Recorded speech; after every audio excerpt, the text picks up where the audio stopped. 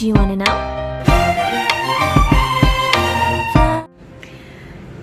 Hello guys, gusto ko lang i-share sa inyo itong aking Lady of the Night. Ayan, nag-bloom ito kagabi. Ayan, kung napapansin niyo hindi na masyadong malaki yung pagka-open ng petals niya kasi nga kagabi pa ito nag-bloom. Ayan, dalawa sila. Ayan oh. Kaya nga ito tinatawag na Lady of the Night dahil sa gabi lang talaga sila nagbo-bloom yung sa gabi lang nag-o-open yung nila bulaklak. Ayan, so ngayon buti nga naabutan ko pa ngayon na open pa, maya maya lang ay titiklop na ito.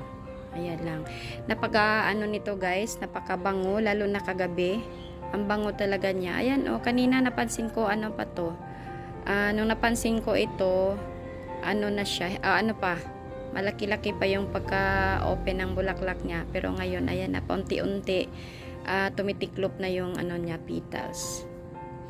Ayan. So, ito yung Lady of the Night ko na kulay puti. Ito namang isa, guys, ay ayan, may sakit pa.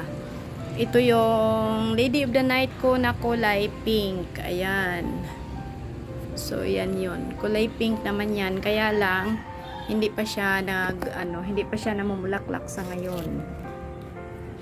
Ayan. Bigay lang ito ng ng kaibigan ko. Ayan, may sakit siya. Ano kayang i-spray nito? Ito guys, pag kayo nito, pag nagtanim, ito yung ito lang yung itatanimin nyo, itong dahon. Ayan oh.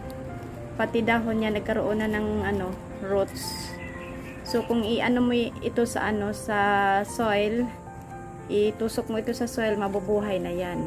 Ayan oh, meron pa siyang ito lang yung itatanim guys, itong mga dahon nila. Ayan, hindi ko pa ito naripat.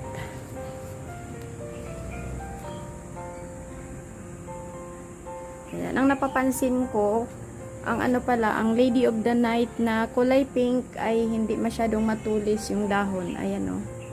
Pero itong Lady of the Night na kulay puti, medyo manipis lang yung dahon at saka matulis yung dulo. Ayan. Yan ang napapansin ko. O talaga lang kayang mataba ito. Kasi ayan oh. O, ganito ang itsura ng ng dahon ng Lady of the Night na pink. Ayan. So, ito yung aking Lady of the Night na kulay white.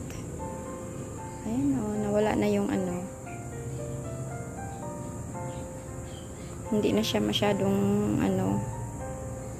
malaki yung open ng niya, bulaklak niya. Ayan.